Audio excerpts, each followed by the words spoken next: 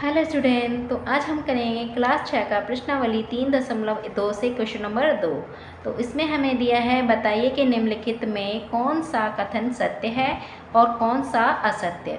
तो हमें सत्य और असत्य बताना है और ये हमें कुछ क्वेश्चन दिए हुए हैं। तो इन क्वेश्चनों को करने से पहले हम क्या समझेंगे कि भाई हमारी भाज्य संख्या और अभाज्य संख्या क्या होती है।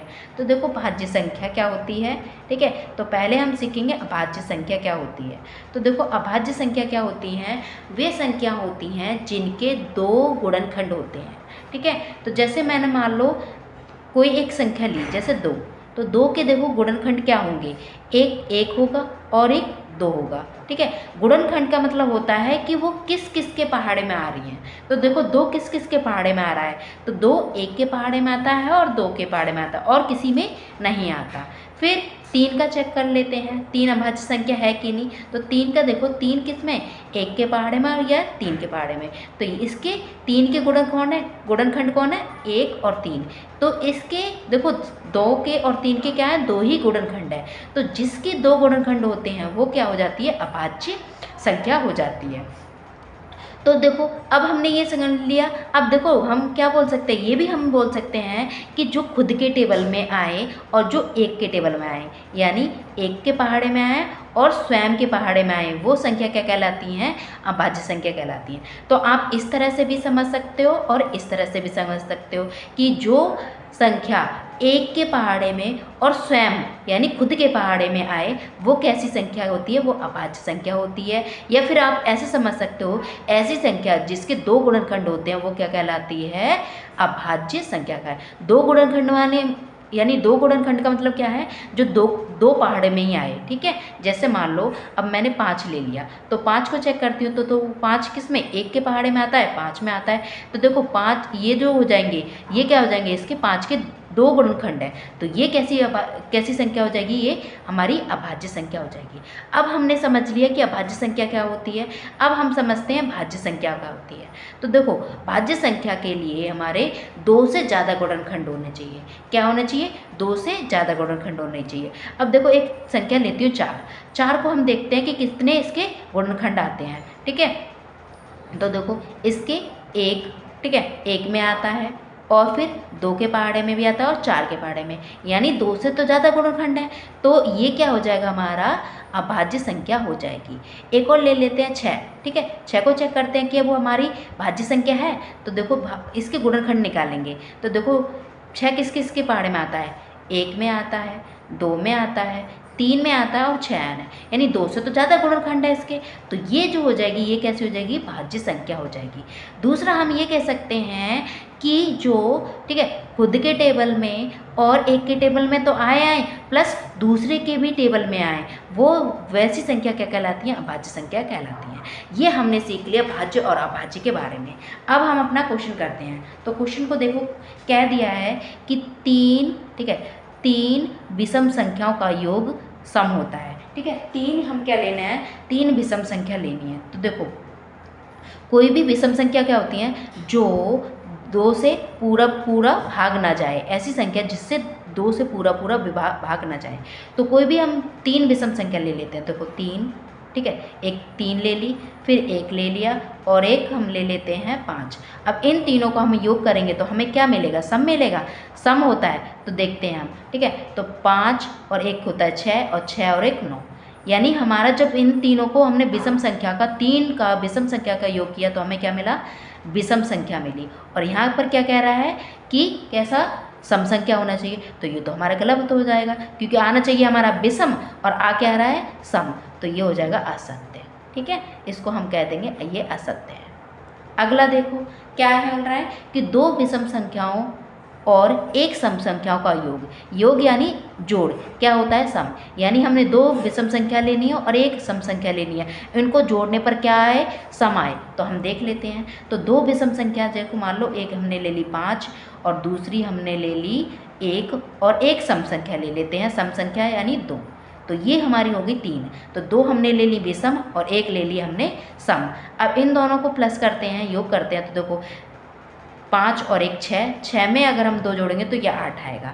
8 आ गया। और 8 हमारा क्या है, सम संख्या है। क्या है, सम।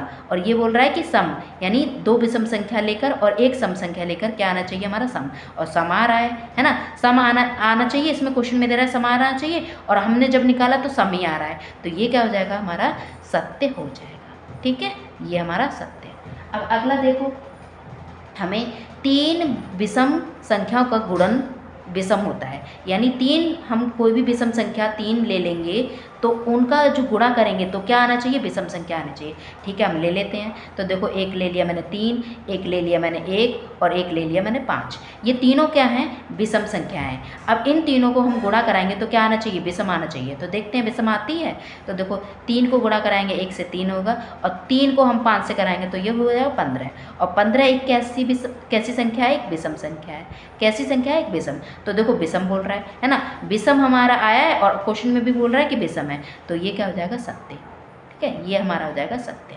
अब अगला देखो, क्वेश्चन नंबर डी करते हैं। तो डी देखो हमारा, यदि किसी सम संख्या को 2 से भाग दिया जाए तो भागफल सदैव विषम होता है। तो हम देखते हैं, ठीक है, जैसे कोई भी सम संख्या, मान लो हमने सम संख्या ले ली 20, ठीक है, 20 को हम 2 से भाग देंगे तो क्या आएगा, 20 के 2 के पहाड़े में 20 कितने बार आता है, 10 बार में, और इसको हम करेंगे तो क्या आ जाएगा, ये पूरा 0 हो जाएगा। तो ये क्या आई, सम संख्या। ठीक है, दूसरी कंडीशन हम ये देखते हैं। देखो, अगर मैं, ठीक है, 4 को, ठीक है, 2 को 14 से भाग देती हूँ तो ये कितना आता है, 7। तो 7 आता है, तो हमने इसे काट दिया तो ये आ जाएगा 0। तो देखो, इसमें हमने किया तो ये क्या है, सम संख्या आई, और इसमें किया तो विषम संख्या आई। तो देखो, ऐसा हर बार नहीं हो सकता, इसमें बोल रहा है सदैव क्या होना चाहिए, विषम संख्या। ठीक है, हर बार कैसी होनी चाहिए, विषम संख्या होनी चाहिए, यानी ये विषम संख्या होनी चाहिए। तो हमारा ये क्या हो जाएगा, असत्य हो जाएगा। भागफल किसे कहते हैं, ये जो आए ये कैसा आना चाहिए, सदैव कैसा आना चाहिए, विषम संख्या। तो विषम संख्या तो देखो, इसमें सम आ रही है और इसमें विषम आ रही है, तो ये क्या हो जाएगा, असत्य। ठीक है, तो यहाँ लिख देंगे हम, ये क्या है, असत्य। असत्य है ये। ठीक है, ये हो जाएगा। अब अगला देखो कि सभी अभाज्य संख्या विषम होती हैं। ठीक है, जितनी भी हमारी अभाज्य संख्या हैं वो क्या होती हैं, विषम होती हैं। तो ऐसा नहीं है, क्यों, क्योंकि देखो, 2 जो होता है विषम, जो अभाज्य संख्या होती हैं उसमें 2 आता है, तो 2 भी हमारा क्या, 2 हमारा क्या है, एक सम संख्या है। ठीक है, 3 है, फिर 5 है, फिर 7 है, फिर 9 है, ये जो होती हैं ये विषम संख्या होती हैं। ठीक है, तो अभाज्य संख्या में हमारी सम संख्या भी आती है और विषम संख्या भी आती हैं। तो विषम संख्या ज़्यादा आती हैं, सम संख्या बस एक ही है, और भी होंगी, पर हमें क्या बताना है इसमें, कि इसमें बोला है कि सभी संख्या, तो सभी तो है नहीं, क्योंकि सम भी है और विषम भी है, और इसमें बोला है कि सभी अभाज्य संख्या विषम होती हैं, तो ये क्या हो जाएगा, असत्य हो जाएगा। ठीक है, सभी नहीं होती, कुछ ही होती हैं, क्योंकि इसमें सम संख्या भी आ रही है। अगला देखो कि हमारा जो है, अभाज्य संख्याओं के कोई गुणनखंड नहीं होता। ठीक है, यानी देखो, अभाज्य संख्या मैंने ले ली 3, ठीक है, तो उसका कोई गुणनखंड नहीं होता। ऐसा क्या है, तो गुणनखंड होते हैं, क्यों, देखो 3 के गुणनखंड निकालेंगे तो 1 होता है और ये 3 होता है, यानी 2 गुणनखंड है। तो इसमें बोल रहा है कोई गुणनखंड नहीं होता, तो ये भी क्या हो जाएगा, असत्य हो जाएगा, गलत हो जाएगा। तो इसे लिखेंगे असत्य। ठीक है, हमारे गुणनखंड होते हैं, अभाज्य संख्या के गुणनखंड होते हैं, 2 गुणनखंड होते हैं। ठीक है, वो कैसी कहलाती हैं, वो हमारी अभाज्य संख्या कहलाती है जिसके 2 गुणनखंड हो, और इसमें बोल रहा है कि कोई नहीं होता, तो वो असत्य हो जाएगा। अब अगला देखो, 2 अभाज्य संख्या का योग सदैव सम होता है। ठीक है, 2 अभाज्य संख्या, कोई भी 2 अभाज्य संख्या ले लो और उनका जो क्या है, योग होगा, वो सदैव क्या होगा, सम संख्या। तो देखते हैं हम क्या होता है कि हमारा, ठीक है, हम कोई भी 2 अभाज्य संख्या ले लेते हैं, मान लो ये 2 है और ये 3 है। अब इनको दोनों क्या है, ये अभाज्य संख्या है। अब इन दोनों का क्या योग करेंगे तो क्या आएगा, 5 आएगा, और 5 क्या है, हमारा विषम संख्या है। तो ये हमारा क्या बोल रहा है, सम संख्या है, और आ क्या रहा है, विषम संख्या, तो ये भी हमारा क्या हो जाएगा, असत्य हो जाएगा। ठीक है, अब अगला करते हैं। देखो, केवल 2 ही एक सम संख्या, ठीक है, सम अभाज्य संख्या है। हाँ, ये सही है, क्योंकि हमारी अभाज्य संख्या में 2 ही क्या है, ठीक है, सम संख्या आती है, बाकी सारी कैसी हैं, विषम संख्या है। तो ये क्या हो जाएगा, असत्य हो जाएगा। ठीक है।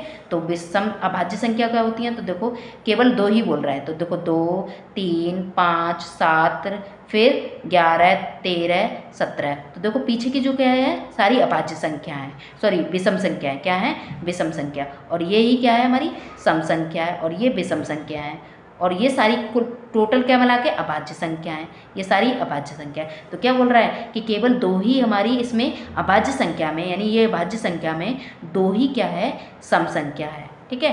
तो ये हो जाएगा सत्य। अब अगला देखो कि सभी सम संख्या अभाज्य संख्या है, यानी जितनी भी हमारी सम संख्या है, ठीक है, वो क्या है अभाज्य संख्या है।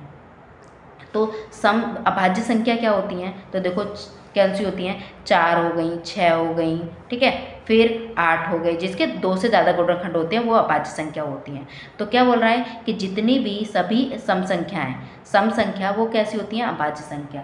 तो क्या हो जाएगा ये हमारा, इसका हमारा सत्य असत्य हो जाएगा, ऐसा नहीं होता, ठीक है, क्या हो जाएगा असत्य हो जाएगा, ठीक है।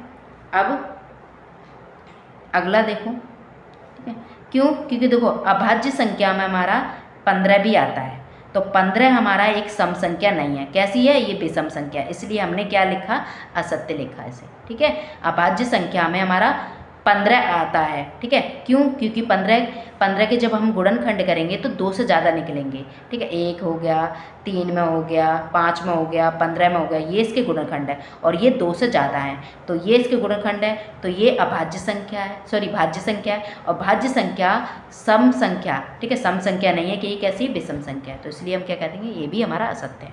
अगला देखो 2 सम संख्याओं का गुणनफल सदैव सम होता है, ठीक है। 2 सम संख्या लेनी है, मान लो हमने ले ली 2 ले लिया और 4, अब इन दोनों को गुणा कराएंगे तो क्या मिलेगा हमें सदैव सम संख्या, देखते हैं, ठीक है। तो इनको दोनों को कराएंगे तो ये 8 होगा, 4 दूनी 8, ठीक है। दूसरा हम देखते हैं 2 सम संख्या लेकर, ये हमारा ले लिया हमने 6 और एक हमने ले लिया कितना 4, ठीक है, तो 6 चौक 24, ठीक है, तो 24 हमारा क्या है एक सम संख्या, तो ये भी हमारा क्या हो जाएगा सत्य हो जाएगा, क्यों, क्योंकि सम संख्या बोल रहा है, ठीक है, सम संख्या आना चाहिए, और हमने जब गुणा करा तो हमारी सम संख्या आ रही है दोनों में, ये भी सम है और ये भी सम संख्या है, तो ये हो जाएगा हमारा सत्य। तो देखो हमने इन्हें ऐसे आसानी से कर लिया। इसमें इस क्वेश्चन में आपको किसी भी तरह का डाउट हो तो आप मुझसे, ठीक है, कमेंट करके पूछ सकते हैं। तो आपको मेरी वीडियो पसंद आती है तो वीडियो को लाइक करें, शेयर करें, कमेंट करें। Thank you.